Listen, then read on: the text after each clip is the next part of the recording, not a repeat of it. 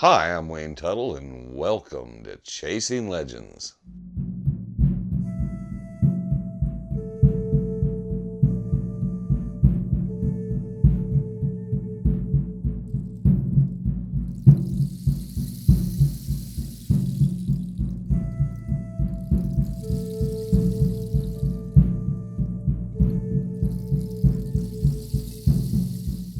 Welcome back to Chasing Legends. I'm Wayne Tuttle.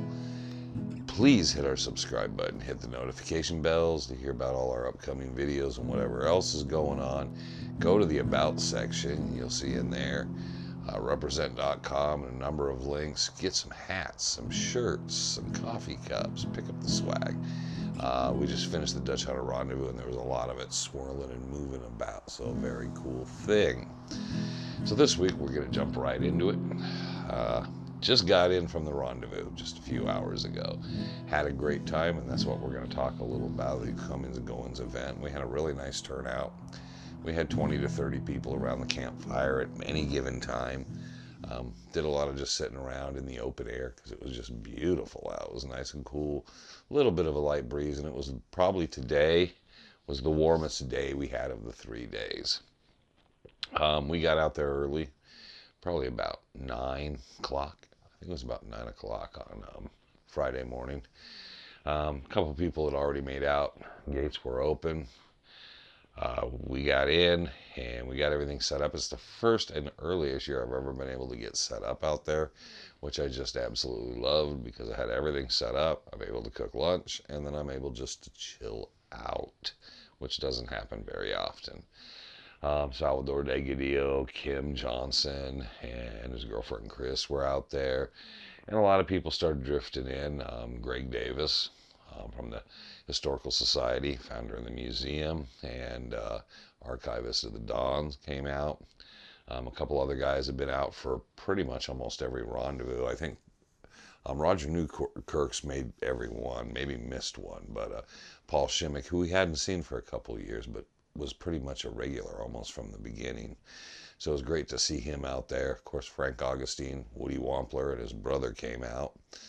And our guest speakers were Jesse James Feldman on his book, Trail of the Dutchman.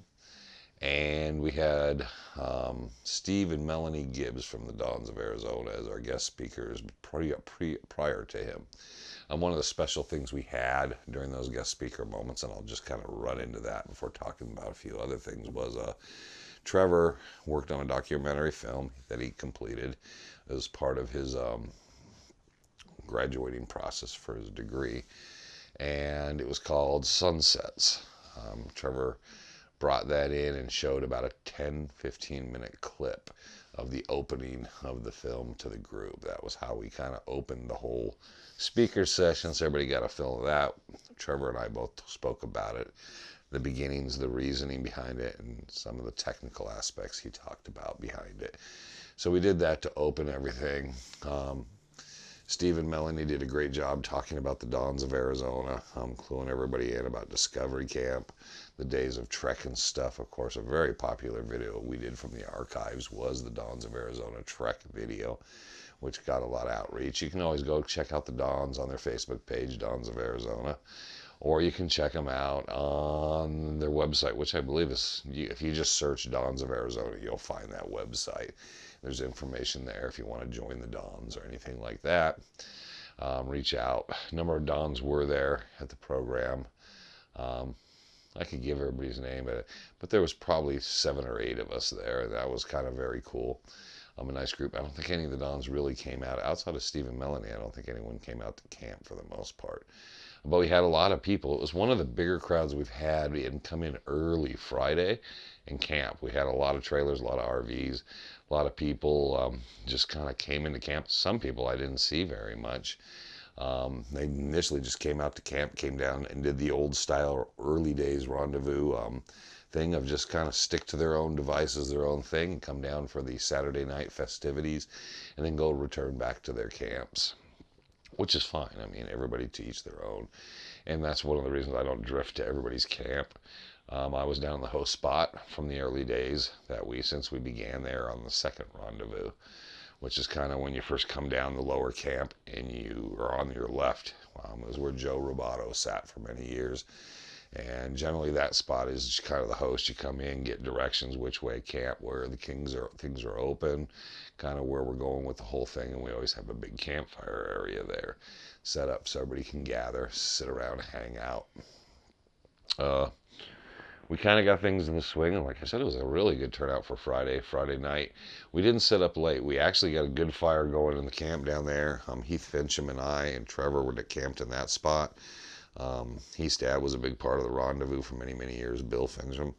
But we had a good group, but the breeze started coming in and the air got cold. And so we moved up to the main Ramada, kicked up a fire there. But about 11 o'clock, I think we all had got camp set up. We had a nice group, and it was kind of one of those odd moments where a bunch of people just went, you know what, I'm going to go to bed. And I kind of felt the same as like, I'd gotten up for work earlier that day and scheduling. So I was like, yeah, I've been up since about 4 or 5 o'clock. Yeah, might as well just go to bed. So everybody turned in, went into bed, and went to sit down. Of course, that first night's a rough night. It's like anytime you're kind of changing your environment, because it was absolutely quiet. We didn't have nobody ran any generators, which is good. But the other thing was there was no wind. There was nothing, not even any coyotes really through the night. Owls, I was fine with that. But it was a very odd, very still, quiet night through the night. Now, I decided just not to go with any kind of air mattress or any padding or anything, and I paid for that through that night, because we got in a very rocky, not very clear spot, so I had a lot of stuff hitting me in the hips and stuff, and I had a pretty uncomfortable night's sleep. But next morning we got up and everybody was getting up. Everybody got up just after sunrise, and everybody was cooking up and stuff. This is probably the first rendezvous ever, or definitely since Trevor's been with me, that I just got up and cooked meals for us. Generally, I'll just go for the quickest thing. So my breakfast could be Dr. Pepper and beef jerky, if that's all I want. I remember there was times where it was hot dogs and chocolate chip cookies for when him and his sister were with me, which I was probably Father of the Year at that time. But yeah, I cooked up some eggs, mixed up some eggs and sausage. We had tortillas and we made breakfast burritos down there, and had a group and crew around. I had some eggs left over and stuff, but everybody else seemed to have their own breakfast.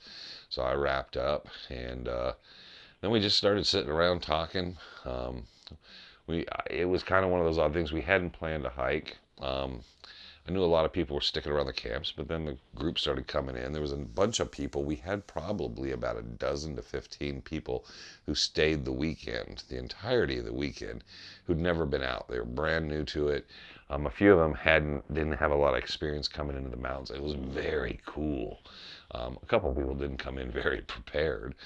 But it was a very cool thing, really great time. And I met a lot of great people. Some of them watch these videos, and I drop their names. But again, I'm always about the name thing. Is sometimes people use aliases in the YouTube or this or that, so dropping their name somewhere else, you don't want to do it, because maybe they just like that privacy and not anonymity. So I was kind of cool with that. But we had a really good afternoon. I ran in town for some smokes, because I would have actually done fine and never had to go in town, turns out. But I kind of looked at things and thought, well, I better run in. Had my new Yeti cooler. I will endorse Yeti. I put a couple bags of ice in it early Friday morning. Sunday when I came home, about 70% of the ice of the 2 bags, pretty much I had about a bag and a half of ice left still in the Yeti, solid. So that Yeti did keep that ice perfect. We had good cool weather, but it sat in the sun the entirety of the trip, and it held up well. So those things do their job. Again, we had a great group, out.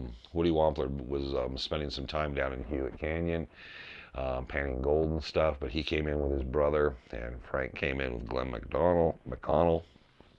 They came into camp during the day, and we had a good time sitting around, just talking, meeting, and kind of talking to people, trying to, I always love to find out, how did you get this into this?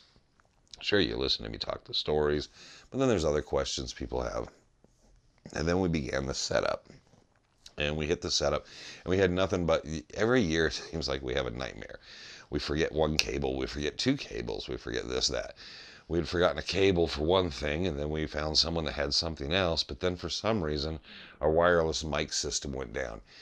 It worked, the batteries were good, the console worked, everything lit, but there was no signal from the microphones to the mainframe, so we could not get them to work. We had no clue why. We still haven't been able to figure out why. But we solved that by basically, I came up with the idea, we weren't wireless no more, but we took the lav mic, which I'm wearing now, and we decided to use the lav mic. And it did work, it functioned, and it worked just fine, but we're going to basically purchase and pick up a new system for next year. We'll probably go with something more like the lav mic wireless for next year instead of the handheld microphones to give people more of a hands-free thing. The guest speakers and everything, like I said, the trailer for the film, it's not really a trailer, but it was a preview. That went down very well. We heard nothing but really, really good stuff. Trevor was put on the spot about a release date for availability. He's still not committed to that yet, but I think people were very impressed. It's in 4K and it was shot in raw footage. And if you know what that means it has a lot of depth and quality. But that whole thing went down well. Steve and Melanie Gibbs, everything went down. We had a big raffle. God, we had to have at least, 20, 25 prizes in the raffle? It went on a long time. And we had a lot of participants. Brian Gessel's son, who is the son of Brian. I can't remember what his name is. Anyways, he did great. They bought 50 some odd tickets. So anybody watching this who remembers, he won at least 10 times.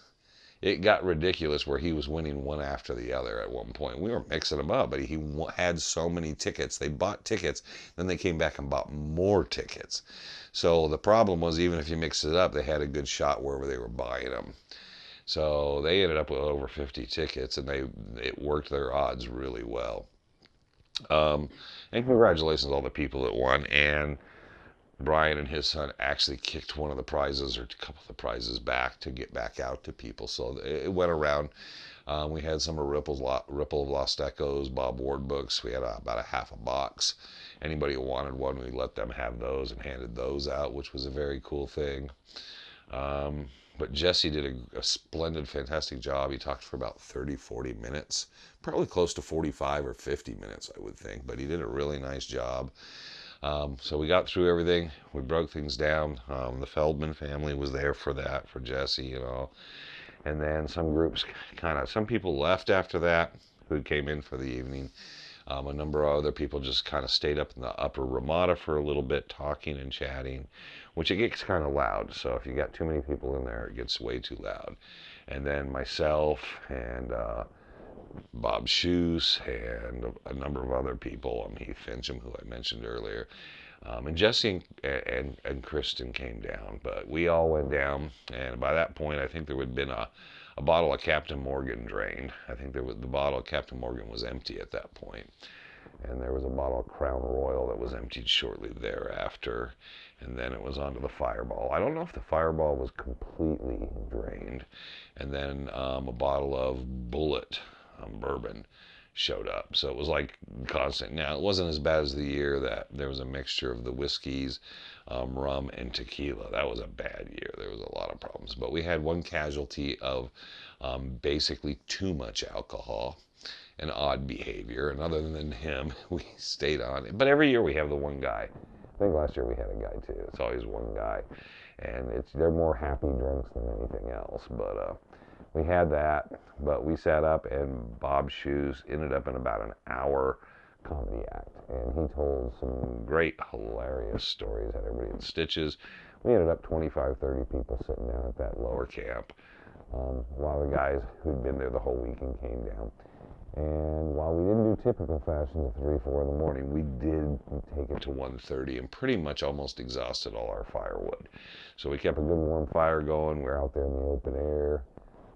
Pretty cool evening, afternoon, very successful. Everybody loved everything about it. A lot of great compliments, and then we all hit the sack.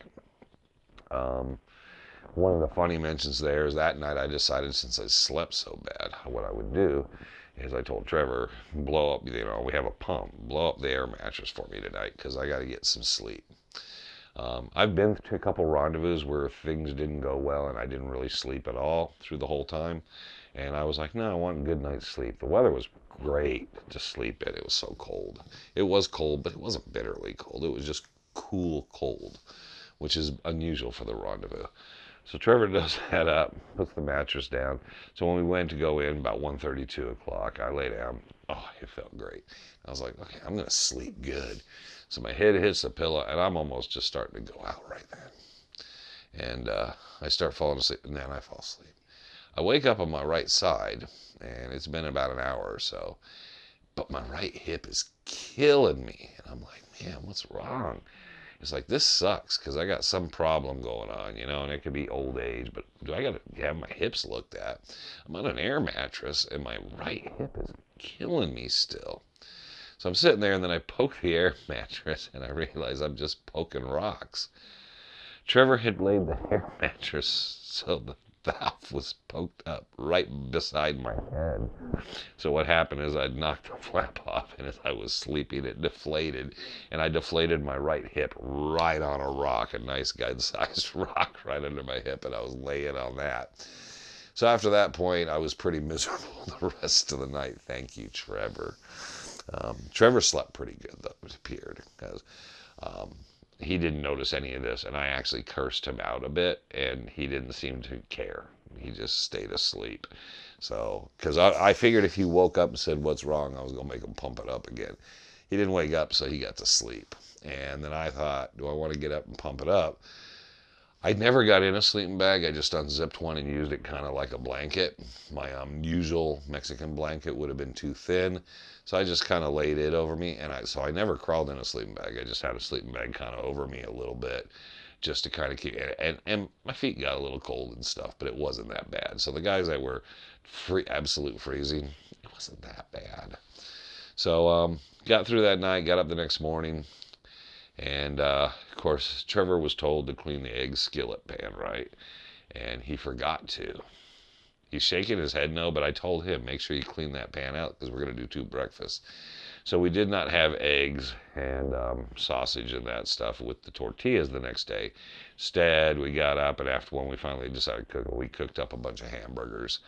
But it was kind of a good deal, and I think the tortillas and everything would have worked out as well, but we had enough hamburgers that Salvador DeGrazia had. I didn't realize he didn't have a place to sleep or anything to eat. Sal basically slept out there in his jacket in a chair the whole weekend. But he didn't bring any food, so I made sure he got some chips and a cheeseburger and stuff. And then Mike McChesney was up, and Mike got a cheeseburger. And so it was good. I kind of fed some guys and got some food in some people's belly. I think all of them missed steak because me and Trevor ate all the steak. We didn't share that stuff and the beans first night. But it was a good rendezvous. It was good guys, good friends. I made a lot of new friends, and that's kind of one of those cool things, and you get a lot of compliments. We have the logbook or journal, the Dutch Hunter Rendezvous journal that people have been signing in for years. I'll have to look at it sometime and see how many years it goes back. But we had that, and people signed into that. I got a couple people drop by a couple books that I'd been looking for, and that was very cool of them. So I always like to thank people for that stuff and, for their help and everything. But the raffle was awesome, and Jesse donated a couple books of his. Jack Sanfelice, who couldn't be with us, a couple of,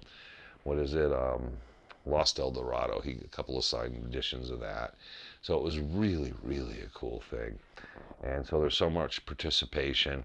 Definitely thank, Frank Augustine for being my friend. Frank just came out for a short period of time, stayed later in the evening and stuff. But I always like to support Frank and Woody while we're out there. Trevor was awesome, above and beyond, taking care of things. I don't think he ran around and had to run up and down the hill as much as normal. He got to hang more with me, but he's all grown up, had his own conversations and meeting people and stuff and talking about film and different things and stuff.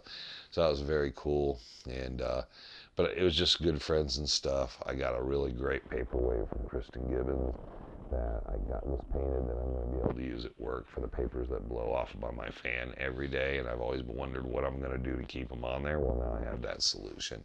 And she always puts up signs for the rendezvous. She made handmade signs. They work awesome.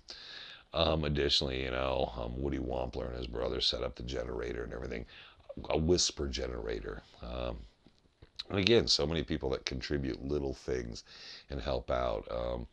And this year, like Kim and Chris, making sure that we got the audio and the visuals up and everything, and something to move forward in the future. So now we have, next year we will have the wireless system, and we'll have it back in working order completely, but we'll have the audio and everything. But now we got visuals, so the guest speakers have slides. We can see those if they have some sort of footage. And next year, Trevor and I have already discussed it on Friday and Saturday, some of that stuff, while we can't show film footage and stuff during the day because there's no enclosed space that would be dark enough. It's going to be very cool what we can do. So we're already in the planning stage. We should have the dates on the Dutch Hunter Rendezvous Facebook page and stuff, and we'll probably post them about and get the word out here soon of what next year's rendezvous will be.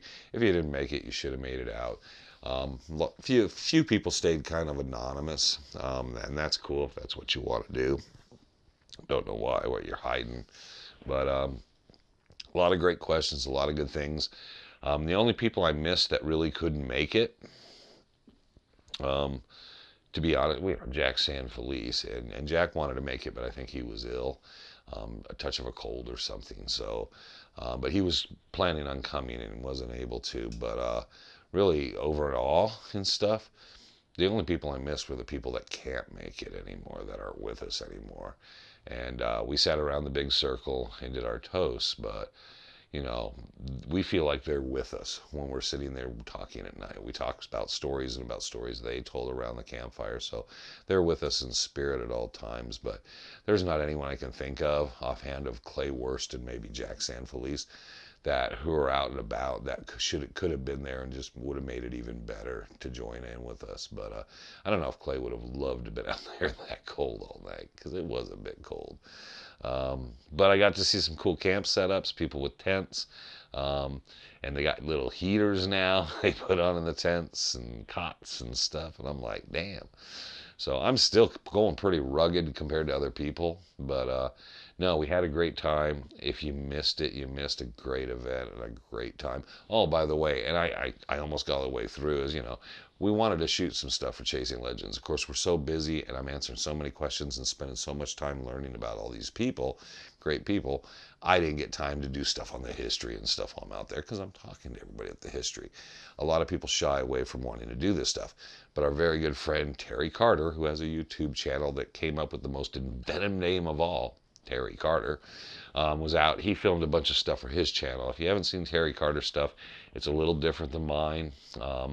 But he does some really great stuff. If you're into treasure hunting and you like that kind of stuff, and you like to hear about the Bigfoot stories and Aztec treasures and different stuff, like Terry's the guy, man.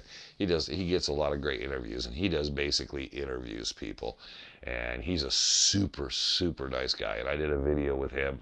A number of people did videos with him that'll be coming up on his channel. When you see them, I think we announced it. We goofed on a couple of them. Me and Terry together did it on camera, just to kind of I chipped in to mess with him for him filming.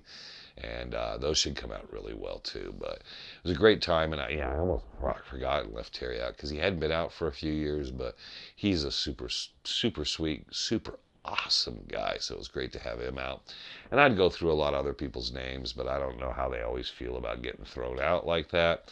I will say substantially one person, and not giving up his alias, but a guy named Clint came out.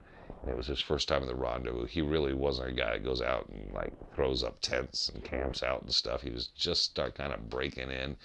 We freaked him out a few stories the first night. But Clint turned out to be a really great guy, and it was awesome meeting him. Brian Gessel, who posts on a lot of stuff, and I think watches our channel and stuff, and him and his son were out there. They were awesome to meet. So it was great. A lot of the people that are going to watch this. And like I said, again, I could drop some more names, but I'm not going to do it because I know people like their privacy.